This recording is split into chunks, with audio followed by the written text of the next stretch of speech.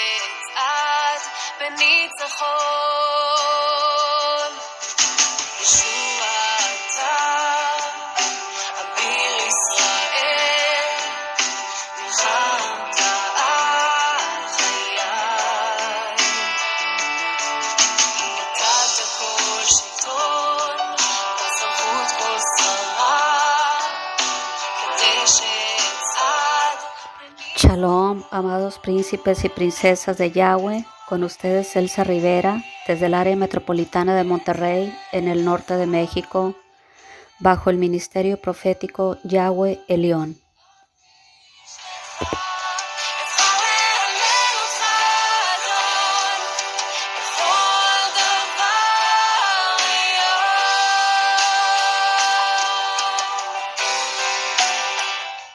En la descripción del video encontrarás los enlaces de nuestro canal en Telegram, el enlace de Facebook y asimismo te invito a que te suscribas a nuestro canal alternativo en esta plataforma de YouTube llamado Naciones Unidas en Yeshua.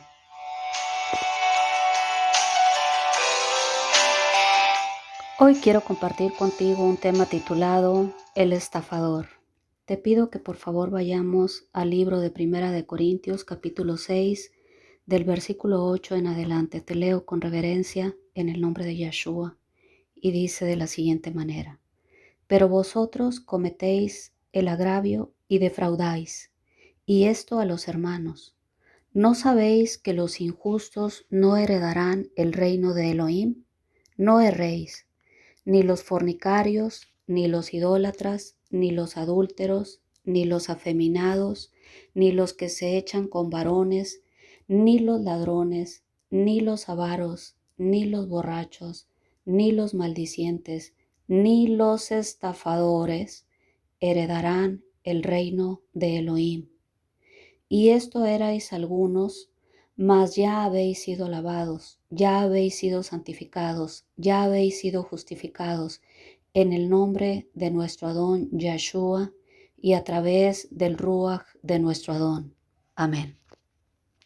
Hará quizá un par de años atrás se comunicó conmigo vía Messenger una sierva de aquí, de nuestro país, de México. Y para ser un poco más precisos, como mi país es bastante extenso, diríamos que del centro de nuestro país, en el área central.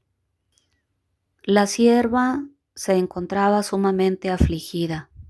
Y una vez que nos habíamos saludado vía Messenger, ella me empezó a narrar su historia, aludiendo a que forma parte de una pequeña familia mexicana conformada por su marido, su hija adolescente y ella, y que hacía unos 3 años atrás se habían cambiado de iglesia a una iglesia que les quedaba más cercana de su domicilio.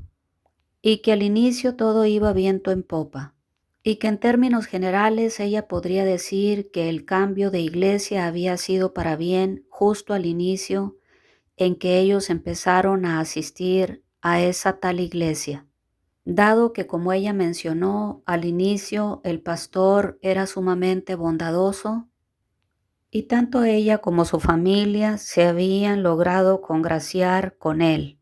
Pastor que por algún motivo que ellos desconocían hasta el momento, es decir, no tenía familia, ni esposa ni hijos.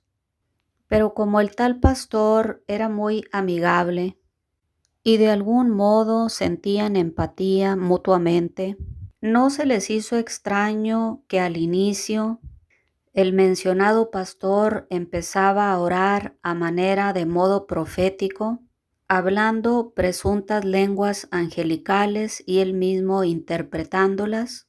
Y al final del día, la dama en el teléfono me mencionó que en resumidas cuentas todas las presuntas profecías que el pastor hablaba desde el púlpito eran relacionadas con que cada uno de los congregantes tenía que despojarse de sus bienes para entregárselos a él para la obra del Señor. Y como desde el púlpito el tal pastor se mostraba siempre muy comprensivo y amigable con todos los feligreses, jamás sospecharon los miembros de la congregación que el tal varón, lejos de ser un pastor, más bien era un estafador profesional. Así que pasados los meses, las presuntas profecías que él daba desde el púlpito empezaron a subir de tono, porque en su origen, acorde a lo que la dama me platicó vía telefónica, el tal pastor les pedía a sus feligreses que se despojaran de sus bienes que llevaban consigo en aquel momento, tales como el reloj, como la cartera, como el cinturón o como los zapatos de piel que quizá llevase algún varón en aquel día en particular, cuando él empezaba a dar profecías desde el púlpito. Y como narraba la señora vía telefónica, en un inicio se les hizo esto de alguna manera natural, puesto que las presuntas peticiones que el Altísimo hacía a través del pastor eran de alguna manera artículos menores, es decir, de no muy alto precio, y que según ella comentó vía telefónica, los feligreses con gusto hasta los zapatos se quitaban para entregárselos al mentado pastor, quien resultó a la postre ser un estafador. Y así fueron transcurriendo los meses, y con el pasar del tiempo resultó que las peticiones que presuntamente Dios le hacía al tal pastor y que él presuntamente a través de la interpretación de lenguas les hacía saber en castellano puro a sus feligreses que ahora se tenían que despojar de sus cuentas bancarias, que pasaron de su origen de contar con 3 cifras hasta alcanzar cuantiosas cuentas bancarias de 4 y de 5 cifras. Y prosiguió narrando su historia la amada sierva vía Messenger, que como mayormente los feligreses pertenecían a una clase media o media alta, y el pastor en el día a día o presunto pastor se ganaba la confianza de sus feligreses siendo sumamente empático y amigable, hasta ahí todos los feligreses seguían sin sospechar que se trataba nada más y nada menos de un estafador. El tiempo transcurrió y le tocó la presunta profecía a la familia de la amada hermana que se estaba comunicando a este ministerio. Y ella vía telefónica empezó a llorar amargamente y me dijo: amada, ya no sabemos qué hacer aquí en mi casa. Un cierto día el presunto pastor, estando todos congregados en el templo, empezó con sus habituales profecías y el presunto don de lenguas y su presunta interpretación, a hablar desde el micrófono, desde el púlpito en donde se encontraba, dirigiéndose a mi esposo y pidiéndole la herencia que recién le acababa de entregar su padre, que había muerto hacía unos cuantos días. Esta herencia, amada, continuó la sierva, era toda la herencia que mi suegro había dejado a mi esposo. Estamos hablando de prácticamente todo el patrimonio de mis suegros. Me refiero a una propiedad aquí en el centro de la República Mexicana y a una cuenta bancaria de los ahorros que mis suegros habían logrado obtener durante su vida. Es decir, amada, continuó la sierva, estamos hablando de una cuenta de 5 cifras. Y debo admitir que mi esposo en un inicio se turbó. Recién acabábamos de llegar del notario público para firmar las escrituras de dicha propiedad, sumamente cuantiosa, estamos hablando de 6 dígitos. Así que en los días subsecuentes, mi esposo y yo empezamos a conversar íntimamente acerca de la profecía que el tal pastor había dado desde el púlpito. Y las visitas del mencionado pastor a nuestro hogar, a nuestra casa, no se hicieron esperar. Él prácticamente venía de diario a nuestra casa para solicitarnos que fuésemos ante la notaría pública a entregarle y a donarle las escrituras de la propiedad que mi esposo recién había obtenido como herencia de su padre, al punto de que el tal pastor terminó convenciéndonos tanto a mi esposo como a mí de entregarle la propiedad a manera de donación, así como la cuenta bancaria que mi suegro le había dejado a mi esposo. Pero la historia, amada, no concluyó aquí, continuó la sierva, comentando vía Messenger. Una vez que habíamos acudido a la notaría para cederle la propiedad al mentado pastor, y una vez que habíamos ido al banco para retirar los ahorros que con tanto sacrificio mis suegros habían logrado obtener durante su vida laboral, y hacérselos llegar al mencionado pastor, el siguiente domingo, todos reunidos en la iglesia, él volvió a profetizar, presuntamente de parte de Dios, y dijo así: me está hablando el Señor en esta hora para que tal y tal y tal varón de los que se encuentran aquí reunidos en esta mañana en el culto dominical dejen sus trabajos, renuncien al lugar en donde están laborando y acudan aquí a este domicilio para empezar a levantar y a construir la obra de Dios, el templo y la casa de Dios. Y oh, amada hermana, prosiguió la sierva, conversando vía Messenger, nos quedamos todos en shock. Y ahora sí debo admitir que regresamos a casa los tres sumamente afligidos, mi esposo, mi hija y yo, dado que mi esposo en aquel entonces tenía un trabajo espectacular como ingeniero que es, y en el cual laboraba 15 días fuera de la ciudad y descansaba otros 15 días aquí en familia con nosotros. Un empleo sumamente bien remunerado, el cual nos permitía darnos y gozar de ciertos lujos. Sin embargo, el pastor continuó acudiendo a nuestro domicilio y mi esposo terminó convencido de que debía dejar inclusive su trabajo, es decir, renunciar a su trabajo secular para entrar como albañil a laborar en la construcción de la casa y del templo de Dios. En un principio todos los varones que habían renunciado a sus empleos se encontraban sumamente gozosos, claro, porque cada uno de nosotros en las diferentes familias gozábamos de alguna manera de nuestros ahorros particulares. Así que en los primeros meses no sentimos mal alguno, ni incomodidad financiera alguna, dado que en los primeros meses estábamos haciendo uso de nuestros ahorros personales. Y claro, personales y familiares, pero una vez que estos ahorros se empezaron a diluir y nuestras cuentas bancarias a vaciarse, la situación en las diferentes familias de los miembros que acudían a dicha congregación se empezó a tornar sumamente complicada.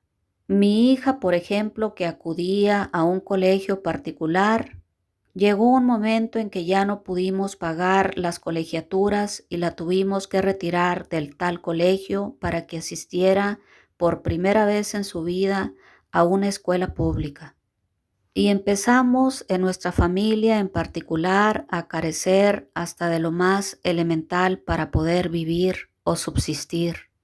Y aunque ya muchas familias teníamos carencias, el pastor o el presunto pastor nos seguía animando para que no desistiéramos en concluir la obra o la presunta obra o el presunto templo de Dios. Pero oh sorpresa, un cierto día que los presuntos albañiles, que mayormente eran ingenieros, abogados, licenciados, llegaron al lugar de trabajo, resulta que ya se encontraban ahí los nuevos dueños. La situación ahora sí se tornó sumamente confusa. Todos los albañiles, que como le digo, eran prácticamente puros varones con profesiones, estaban sumamente sorprendidos y mirando la situación perplejos. Y creyendo aún que se trataba de una confusión y que quizá esos nuevos dueños habían encontrado el inmueble equivocado, una vez que todos los albañiles tenían los documentos de la compra en sus manos, se percataron que habían sido víctimas del presunto pastor que resultó un estafador, porque vieron con los documentos en mano las escrituras que el presunto pastor que resultó ser un estafador había vendido en secreto la propiedad mientras mi esposo y otros profesionistas más se encontraban laborando en la misma a manera de albañiles para construir la presunta casa de Dios. Rápidamente todos en grupo tratamos de localizar al pastor, aún teniendo en el fondo de nuestros corazones la posibilidad de que se trataba de una confusión. Las horas pasaban y el pastor o presunto pastor nunca contestó su teléfono. Así que al anochecer comprendimos todos que se trataba de un estafador. Corrimos varias familias a poner la denuncia, pero ya era muy tarde. El estafador se había dado a la fuga. Pensamos que quizá inclusive dio un nombre falso, porque prácticamente su nombre ni siquiera aparecía en las escrituras. Es decir, al momento que nosotros nos paramos en notaría para cederle o darle en donación el inmueble, herencia de mi suegro hacia mi esposo, él básicamente ya tenía los compradores y no figuraba en las tales escrituras, sino que ahora figuraban los nuevos dueños. No había lugar a duda. Definitivamente todos en grupo habíamos sido víctimas de un estafador. Y no de cualquier estafador. Este se trataba de un estafador profesional. Y justamente en este preciso momento mi marido se encuentra sin empleo, al igual que otros profesionistas más que acudíamos a la congregación del tal pastor. Y nuestra situación ahora pasó de difícil a precaria. Por tal motivo, decidí llamar a su ministerio para solicitar oración. Y una vez que había orado por la tal dama, terminamos la conversación y nos despedimos. Y hoy te insto, amado príncipe y princesa de Yahweh que me escuchas, a que camines con absoluta cautela, porque claramente dice la Escritura que en los postreros días habrá muchos engañadores, que vendrán a las ovejas teniendo apariencia de piedad, pero que con sus acciones negarán la eficacia de ella. Hombres corruptos de entendimiento que por avaricia harán mercadería de las ovejas, sin piedad y sin escrúpulo alguno, como hizo este estafador, que tan pronto despojó a sus feligreses inclusive de sus herencias y de sus patrimonios, huyó del lugar y se dio a la fuga. Y es fecha que aún no tienen rastro ni huella de él. Es menester, amado príncipe y princesa de Yahweh, que caminemos íntegramente delante del Eterno y que examinemos todo. No podemos decirle a todo amén, ni podemos aceptar todas las cosas, aun que se nos estén diciendo desde el púlpito. Tenemos que llevarlas hasta el trono de la gracia del Eterno, presentarlas delante de Él, consultarle a Él, primeramente antes de tomar decisiones tan drásticas o de tal magnitud. Es tiempo, amado príncipe y princesa de Yahweh, que actuemos con sabiduría y con sagacidad, y pidamos al Altísimo, a nuestro Adonai, que nos libre de estas personas, de estos lobos rapaces que tienen el hábito de robar o de estafar a las ovejas. Es tiempo de que caminemos con los ojos bien abiertos, a sabiendas de que nos encontramos en los últimos tiempos y de que muchas personas saldrán a hacer mercadería de vosotros. Muchos engañadores saldrán a defraudar al pueblo de Elohim, y muchos apostatarán de la fe escuchando a espíritus engañadores y doctrinas de demonios. Porque jamás Yahweh le va a pedir a una ovejita o a un feligrés que abandone su empleo secular y que deje de percibir sus recursos y de mantener a su familia para ir a formar parte de una cuadrilla de albañiles. Usemos, amados y amadas, nuestro discernimiento y nuestro sentido común y busquemos la dirección del Espíritu Santo del Ruach HaKodesh antes de tomar cualesquier decisión, especialmente si la tal decisión va a dejar vulnerable a tu familia o tu situación económica o el sustento para tu familia. Y no permitas que estos estafadores vayan a cometer agravio en contra tuya o en el último de los casos a defraudarte, robando astutamente tus bienes, tu patrimonio o tu herencia. Y obedezcamos a nuestro Adonai solamente entregando el diezmo y la ofrenda. Las ofrendas acorde a las Sagradas Escrituras deben ser ofrendas voluntarias, jamás una ofrenda impuesta desde el altar. No lo olvides, amado príncipe y princesa de Yahweh. Cumplamos con los preceptos y los estatutos que nuestro Adonai nos ha dejado en las Sagradas Escrituras, entregando nuestro diezmo y nuestras ofrendas voluntarias. Y apenas veas un ligero indicio de los líderes de tu congregación, de avaricia, de robo o de estafa, huye del tal lugar. Porque ni los ladrones, ni los avaros, ni los borrachos, ni los maldicientes, ni los estafadores heredarán el reino de Elohim. Así que hoy te insto a que no vayas a formar parte de ese mundo universo de ovejas que han sido estafadas por hombres corruptos de entendimiento que sin escrúpulos han despojado con engaños aún no solo de su patrimonio, sino hasta de las herencias que les han dejado sus padres.